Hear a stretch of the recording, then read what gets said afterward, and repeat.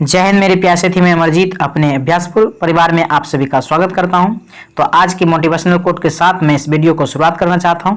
आज का motivational quote है कि जीवन का मतलब खुद को ढूंढना नहीं बल्कि खुद का निर्माण करना है। तो इसीलिए हम लोग क्या करेंगे, लगातार मेहनत करते रहेंगे और एक दिन सफलता जरूर मिलेगी। इसी उम्मीद के साथ चलिए आज हम शुरू करते हैं। आज का पहला क्वेश्चन है कि निम्न जानवरों में से किसकी अपेक्षाकृत लंबी आंत होती है। तो इसमें एक चीज समझना पड़ेगा आपको कि लंबी आंत किसकी होती है। तो शाकाहारी की आंत लंबी होती है। किसकी? शाकाहारी। और क्यों होती है? क्योंकि इसमें जो है सेल्यूलोज का पाचन करने के लिए लंबी आंत होती है।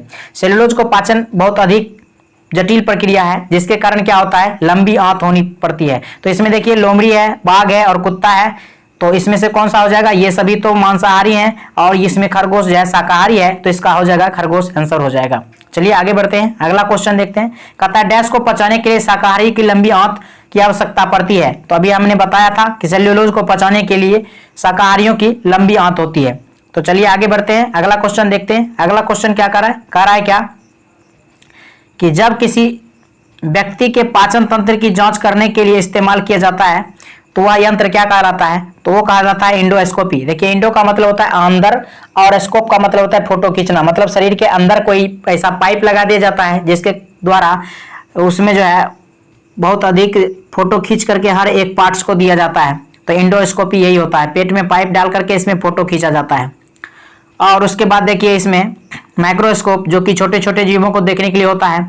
और इसमें यदि आ जाते हैं हम रेडियोग्राफी, तो ये आवृत्ति का पता लगाने के लिए होता है। तो याद रखिए किसकी आवृत्ति का पता लगाया जाता है। उसके बाद आ जाता है इसका ऑप्शन, देखिए ऑसिलोस्कोप। ऑसिलोस्कोप का क्या काम होता है ये जान लीजिए। ऑसिलोस्कोप का काम होता है कि दोलन का पता लगाना। क्या होता है? दोलन का पता लगाना होता है।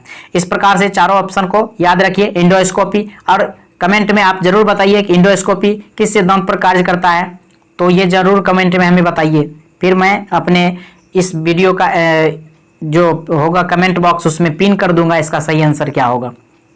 चलिए आगे बढ़ते हैं, अगला क्वेश्चन देखते हैं कि मानव शोषण में क्या छोड़ा जाता है। तो देखिए मानव शोषण में क्या छोड़ा जाता है। इसमें देखिए गैसों का मिश्रण, कार्बन मोनोऑक्साइड, ऑक्सीजन और कार्बन डाइऑक्साइड है। चार ऑप्शन है, आप अपने सोच के अनुसार इसमें सोचिए कि क्या आंसर हो सकता है। ये तो गैस का मिश्रण भी हो सकता है क्या, या कार्बन डाइऑक्साइड हो सकता है, कार्बन मोनोऑक्साइड हो सकता है, ऑक्सीजन हो सकता है। देखिए कार्बन मोनोऑक्साइड तो हो नहीं सकता है, ऑक्सीजन हो सकता है, गैसों का मिश्रण हो सकता है, कार्बन डाइऑक्साइड हो सकता है। लेकिन क्वेश्चन पूछा क्या गया है, मानव शोषण में क्या छोड़ा जाता है। देखिए ये जो है गैसों का मिश्रण नहीं होता है, क्योंकि मुख्य रूप से हम लोग ऑक्सीजन, नाइट्रोजन और कार्बन डाइऑक्साइड ही लेते हैं। और उसमें कार्बन डाइऑक्साइड को हम लोग छोड़ते हैं क्योंकि इसकी परसेंटेज हो जाता है 4%। तो इसीलिए मुख्य रूप से माना जाता है कि कार्बन डाइऑक्साइड छोड़ते हैं, क्योंकि ये हमारे ब्लड तक जाता है और ब्लड से सर्कुलेशन होकर के कार्बन की मात्रा अधिक हो जाती है और पुनः हम उसको वापस छोड़ देते हैं। तो चलिए हम जान लेते हैं कि कौन सी मात्रा कितनी लेते हैं और छोड़ते कितनी है। ऑक्सीजन की बात करें, सबसे पहले नाइट्रोजन की बात करें तो नाइट्रोजन लगभग 78% लेते हैं, और जब छोड़ते हैं तो नाइट्रोजन जो है 78% छोड़ भी देते हैं, क्योंकि शरीर में इसका कोई विशेष कार्य नहीं होता है। तो फेफड़ा इसको क्या करता है, वापस पुनः कर देता है। ऑक्सीजन हम लेते हैं 21%, जो कि अवेलेबल है कहां पर, वायुमंडल में। तो ऑक्सीजन हम छोड़ते कितना है, ऑक्सीजन की मात्रा घट जाती है और ऑक्सीजन बचती कितनी है, मात्र 17% बचती है। तो 17% ही हम छोड़ते हैं। कार्बन डाइऑक्साइड की मात्रा कितनी है, कार्बन डाइऑक्साइड की मात्रा होती है वायुमंडल में 0.03%। इतना तो हम लेते हैं, पर जब छोड़ते हैं तो कार्बन डाइऑक्साइड की मात्रा जो है 0.03% से बढ़ करके यह हो जाती है लगभग 4% के आसपास। इस प्रकार से इसका ऑप्शन नंबर क्या हो जाएगा, डी सही हो जाएगा। चलिए आगे बढ़ते हैं, अगला क्वेश्चन देखिए क्या कर रहा है। ये क्वेश्चन 5 नंबर क्या कर रहा है। 5 नंबर क्वेश्चन ये कह रहा है कि मानव पथरी जो होता है वह किसका बना होता है। तो मानव पथरी जो है कैल्शियम ऑक्जिलेट का बना होता है। या कैल्शियम ऑक्जिलेट पूछेगा कि कैल्शियम ऑक्जिलेट मानव का जो पथरी होता है वह किस प्रकृति का, इसका कैसा होता है, अम्लीय होता है या क्षारीय। तो ये याद रखिए कि अम्लीय प्रकृति का होता है। किस प्रकार का होता है, अम्लीय प्रकृति का होता है। और यह शरीर में 2 जगह हो सकता है, एक तो वृक्क जिसको किडनी बोलते हैं, दूसरे लीवर या जिगर या यकृत कह सकते हैं। लीवर को ही क्या बोलते हैं, लीवर को ही हम लोग यकृत बोलते हैं, और इसी का तीसरा नाम क्या है, इसी को जिगर भी बोलते हैं। तो याद रखिए लीवर, यकृत, जिगर ये सभी एक नाम है, जो कि जबकि किडनी जिसको वृक्क बोलते हैं, वृक्क और किडनी एक ही होता है, वृक्क और किडनी। ठीक है, तो इस प्रकार से याद रखिए। चलिए आगे बढ़ते हैं। अगला क्वेश्चन देखिए, अगला क्वेश्चन क्या कह रहा है, नाखून काटते समय दर्द नहीं होता है, क्यों नहीं होता है? इसमें देखिए ऑप्शन नंबर इसका ए हो जाएगा कि नाखून मृत कोशिकाओं के द्वारा मृत कोशिकाओं के द्रव द्वारा बने रहते हैं जिनमें रक्त संचारण नहीं होता है, इसीलिए हम लोग जब नाखून काटते हैं तो उसमें कोई भी दर्द नहीं होता है। चलिए आगे बढ़ते हैं, अगला क्वेश्चन देखते हैं। अगला क्वेश्चन कह रहा है क्या कि पुरुषों में प्राथमिक यौन अंग कौन सा होता है? तो पुरुषों में प्राथमिक यौन अंग कौन सा होगा? ये प्राथमिक यौन अंग होता है वृषण। ठीक है, उसके अलावा ये कह सकते हैं ये प्रोस्टेट जो है, ये प्रोस्टेट जो है ये स्पर्म निर्माण का काम करता है। किसका? स्पर्म निर्माण का काम करता है, तो इसको याद रखिए, इसका काम क्या है? स्पर्म निर्माण। बाकी ये सब कोई विशेष नहीं है इसके बारे में जानना। चलिए आगे बढ़ते हैं, अगला क्वेश्चन देखते हैं। अगला क्वेश्चन कह रहा है मनुष्य में निषेचित अंडा के स्तर में प्रत्यारोपण हो जाता है, तो कह रहा है किसमें प्रत्यारोपण होता है? तो यह होता है गर्भाशय में होता है। देखिए हम अभी फिगर बना रहे हैं और इसमें समझने की कोशिश कीजिए। यहाँ पर देखिए ऐसा जो होता है इस प्रकार का कुछ मतलब कह सकते हैं कि हम मादा का जननांग होता है इस प्रकार से। तो ये वाला जो भाग होता है इसको हम लोग कहते हैं, ये कहते हैं योनि। क्या कहते हैं? इसको कहते हैं योनि, जो कि मानव महिलाओं का जनन तंत्र का सबसे बाहरी भाग होता है। और यहाँ का जो भाग होता है इस भाग का नाम क्या होता है? इस भाग को कहते हैं ग्रीवा, और ग्रीवा कहते हैं। और ये जो गोल वाला भाग है इसको कहते हैं क्या? इसको कहते हैं अंडाशय। क्या बोलते हैं? इसको अंडाशय बोलते हैं। और जो गर्भाशय है, गर्भाशय इस दीवार को बोलते हैं, यहाँ पर दीवार जो कि मानसिक साइकिल के द्वारा यही कट कट करके बाहर निकलते हैं सर के, तो यही होता है मानसिक चक्र, जिसे रज्जो धर्म बोला जाता है। ठीक है, और यह जो पाइप है जो अंडाणु को पकड़े हुए रखता है इसको कहते हैं अंडवाहिनी। क्या कहते हैं? अंडवाहिनी कहते हैं। तो जो गर्भाशय में जो प्रत्यारोपित होता है निषेचित अंडा, ये यहीं पर होता है इस बीच वाले भाग में। ठीक है, आई होप ये समझ गए होंगे। चलिए आगे बढ़ते हैं, अगला क्वेश्चन देखिए क्या कह रहा है। अगला क्वेश्चन है कि धात्विक ऑक्साइड की प्रकृति क्षारीय होती है, अर्थात वे अम्ल के प्रतिक्रिया करके लवण तथा जल का निर्माण करते हैं। निम्नलिखित में से उस धात्विक ऑक्साइड को बताइए जो अन्य से भिन्न है। तो देखिए इसमें कैल्शियम, मैग्नीशियम है, कैल्शियम ऑक्साइड, मैग्नीशियम ऑक्साइड और सोडियम ऑक्साइड। तो इसमें देखिए कैल्शियम भी धातु है, मैग्नीशियम भी धातु है और सोडियम भी धातु है। लेकिन देखिए एल्युमिनियम जो होता है एक तो होता है क्षारीय, एक अम्लीय, एक होता है उभयधर्मी, जो कि क्षारीय और अम्लीय दोनों दर्शाता है। याद रखिए जिसमें भी एल्युमिनियम लगा रहेगा वो सब उभयधर्मी ऑक्साइड होता है। कौन सा होता है? उभयधर्मी ऑक्साइड होता है, इसीलिए इसका ऑप्शन नंबर क्या हो जाएगा? सी हो जाएगा। और ये सब जो है ए नंबर में ये भी धातु से बना हुआ है। तो धातु हम जानते हैं कि क्षार तथा अम्ल से अभिक्रिया करने पर लवण तथा जल बनता है, क्योंकि हम लोग जानते हैं कि धातु क्या होता है? धातु होता है क्षारीय। धातु की प्रकृति कैसा होता है? धातु की प्रकृति क्षारीय होता है। और अधातु की बात करें तो अधातु कैसे होते हैं प्रकृति में? ये अम्लीय होता है। तो इसको याद रखिएगा। और जिसमें भी एल्युमिनियम के लगा हुआ रह जाएगा वो सब हो जाता है उभयधर्मी। चलिए आगे बढ़ते हैं, अगला क्वेश्चन देखते हैं। अगला क्वेश्चन क्या कर रहा है? अगला क्वेश्चन कर रहा है क्या डैश परमाणु का आयतन सबसे कम होता है। तो इसमें से देखिए क्या कह रहा है, इसका परमाणु क्रमांक कितना होता है? सल्फर का 16 होता है, फास्फोरस का 15 होता है, सिलिकॉन का 14 होता है। ठीक है, इस प्रकार से याद रखिए। देखिए हम पीरियोडिक टेबल का राउंड फिगर में बना रहे हैं। जैसे कि देखिए ये पीरियोडिक टेबल है, हमने बताया है और भी वीडियो में कि बाएं से दाएं जाएंगे तो परमाणु का आकार यानी घटता है, अर्थात आयतन कम होता है, और ऊपर से नीचे आएंगे तो इसका आकार बढ़ेगा। जब बाएं से दाएं जाएंगे बढ़ेगा, घटेगा, और ऊपर से नीचे आएंगे तो बढ़ेगा। इस प्रकार से हम कह सकते हैं हीलियम जो है सबसे लास्ट में यहाँ पर होता है ऊपर में, इसीलिए हीलियम सबसे कम आयतन वाला होगा, जो कि 14, 15 और 16 से भी छोटा होगा। क्योंकि देखिए सिलिकॉन, फास्फोरस, सल्फर तो इस तरफ जा रहे हैं तो क्या हो रहा है? धीरे धीरे आकार छोटा हो रहा है। तो यदि इस तीनों में पूछा जाए, इस दोनों ये बड़ा दोनों होगा किससे? ये सल्फर से बड़ा होगा। लेकिन हीलियम उससे भी ऊपर होता है, क्योंकि ऊपर छोटा, नीचे आते तो न बढ़ता है, और बाएं से दाएं जाते हैं तो भी घटता है। तो इसका मतलब क्या हो गया? हीलियम सबसे लास्ट में आएगा और सबसे ऊपर होगा, इसीलिए क्या होगा? हीलियम सबसे छोटा हो जाएगा। चलिए आगे बढ़ते हैं, अगला क्वेश्चन देखते हैं। अगला क्वेश्चन कर रहा है कि एक परमाणु की किसी अन्य तत्व के परमाणु से बने होने पर इलेक्ट्रॉनों और अपनी ओर आकर्षित करने की अपेक्षाकृत प्रकृति को क्या कहा जाता है? प्रवृत्ति को क्या कहा जाता है?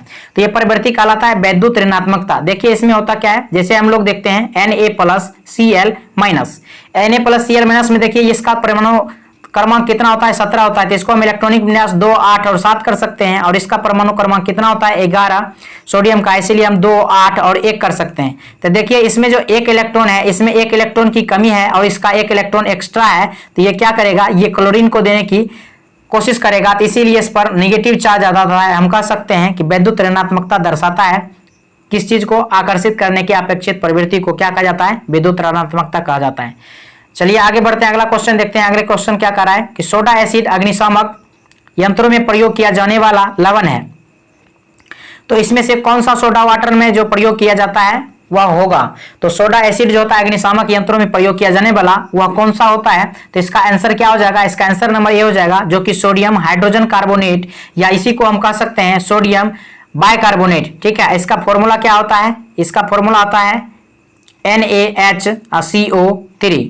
तो NaHCO3 याद रखिए, ये सोडियम हाइड्रोजन कार्बोनेट या सोडियम बाइकार्बोनेट इसको कह सकते हैं। चलिए आगे बढ़ते हैं, अगला क्वेश्चन देखिए, ब्लीचिंग पाउडर का सर्वाधिक सक्रिय घटक है। तो ब्लीचिंग पाउडर में देखिए कैल्शियम हाइपोक्लोराइड जो कि CaOCl2 होता है, अर्थात कह सकते हैं यही होता है ब्लीचिंग पाउडर। इस ब्लीचिंग पाउडर इसको क्या, इसका क्या नाम दिया गया है, कैल्शियम हाइपोक्लोराइड दिया गया है। आगे बढ़ते हैं, अगला क्वेश्चन देखते हैं, कहता है क्या, जब सोडियम सल्फेट समाधान बेरियम क्लोराइड के विलयन के साथ मिलाया जाता है तो क्या होता है। तो देखिए इसमें क्या होता है, जब सोडियम सल्फेट यानी कि कह सकते हैं कि Na2SO4 इसके साथ BaCl2 बेरियम क्लोराइड करा था, BaCl2 का अभिक्रिया करवाते हैं, तो इस अभिक्रिया से जो बनता है वो बनता है बेरियम सल्फेट यानी अर्थात BaSO4 प्लस बनता है NaCl। तो NaCl तो हम कह सकते हैं कि बेरियम सल्फेट का निर्माण होता है। तो इसमें देखिए ऑप्शन नंबर सी में दिया हुआ है बेरियम, डी नंबर में दिया हुआ है बेरियम सल्फेट बनता है, तो इसका ऑप्शन नंबर डी सही हो जाएगा। चलिए आगे बढ़ते हैं, अगला क्वेश्चन देखिए क्या कह रहा है, कह रहा है क्या, पेट्रोलियम के शोधन की प्रकृति में पेट्रोल गैस किस तापमान पर प्राप्त की जाती है। तो इसमें जो है 40 से 205 डिग्री सेल्सियस पर पेट्रोल को किस विधि से किया जाता है, तो यह हो जाता है प्रभाजी आसवन विधि द्वारा। यह भी याद रखिए, यह भी पूछा जाता है कि पेट्रोलियम का शोधन जो होता है, पेट्रोलियम या डीजल का शोधन किस विधि से होता है, तो प्रभाजी आसवन विधि से होता है। तो प्रभाजी आसवन विधि ये याद रखिए। चलिए आगे बढ़ते हैं, अगला क्वेश्चन देखिए, करा क्या, उष्मा विकिरणों की गति होती है। तो उष्मा विकिरणों की जो गति होती है वह प्रकाश के वेग के बराबर होती है, यानी प्रकाश की गति के बराबर होती है। और इस प्रकाश का गति कितना होता है, 3 लाख किलोमीटर प्रति सेकेंड, या कह सकते हैं 3 × 10 पावर 8 मीटर पर सेकेंड कह सकते हैं। ठीक है, या आपको ये पूछ ले कि बताइए पानी में प्रकाश की गति कितनी होती है, तो ये हो जाती है 2.25 × 10⁸ मीटर पर सेकेंड, या कह सकते हैं 2.25 लाख किलोमीटर प्रति सेकेंड। और पूछ ले कांच में इसकी चाल क्या है, तो 2 लाख किलोमीटर प्रति सेकेंड या 2 × 10⁸ मीटर पर सेकेंड होती है। तो ये याद रखिएगा। चलिए आगे बढ़ते हैं, अगला क्वेश्चन क्या है, अगला क्वेश्चन क्या कह रहा है कि जब एक डैश एक मात्रा है जो एक तरंग की प्रकृति का वर्णन करती है। तो इसमें देखिए तरंग दैर्घ्य भी करती है, आवृत्ति भी करती है, तरंग गति भी करती है। तो इसमें से कौन सा नहीं होगा, तो ऊंचाई नहीं करती है, क्योंकि ऊंचाई का किसी तरंग प्रकृति में कोई इसका कहीं पर नहीं आता है ऊंचाई। ठीक है, और इसके अलावा भी तरंग दैर्घ्य, आवृत्ति, तरंग गति, इसके अलावा भी और कई सी चीजें होती है जिस पर निर्भर करती है। जैसे कि हो गया आवृत्ति तो है ही, इसमें आयाम हो गया और हो जाता है आयाम, और याद रखिए अपवर्तनांक जो होता है वह अपवर्तनांक पर भी निर्भर करता है। तो ये सभी चीज याद रखिए, तरंग गति, तरंग दैर्घ्य, आवृत्ति, आयाम, अपवर्तनांक, ये सब चीजों पर तरंग की प्रकृति निर्भर करती है। चलिए आगे बढ़ते हैं, अगला क्वेश्चन क्या कर रहा है, अगला क्वेश्चन मिलान करना है। तो देखिए कल हम जो एक क्वेश्चन बताए हैं उसमें से रेडियो तरंग बताए थे, रडार में रेडियो का प्रयोग किया जाता है, रेडियो तरंगे का। तो देखिए क्या हो जाता है, विमान नेविगेशन में इस्तेमाल किया जाता है, यानी कि पी का आंसर 2 होना चाहिए। तो देखिए कौन से ऑप्शन में पी का 2 है, तो ऑप्शन नंबर बी में पी का 2 है। बाकी देखिए और भी मिला लेते हैं, और क्या हो जाएगा, और देखिए क्यू का 3 हो जाएगा। इसका मतलब है कि सूक्ष्म तरंगे सेल्यूलर फोन में करते हैं। अवरक्त किरण की बात करें तो रिमोट में जानते हैं हम लोग कि घरेलू इलेक्ट्रॉनिक्स या रिमोट स्विच में किया जाता है अवरक्त किरण। और यह जो गामा किरणें हैं इसका प्रयोग हम लोग क्या करते हैं, कैंसर कोशिकाओं को नष्ट करने के लिए गामा यानी कि गामा किरणों का प्रयोग किया जाता है। ठीक है, आगे बढ़ते हैं, इसका ऑप्शन बी हो जाएगा इस प्रकार से। आगे देखिए अगला क्वेश्चन क्या कर रहा है, अगला क्वेश्चन है कि निम्नलिखित पर ध्वनि तरंग भ्रमण करती है।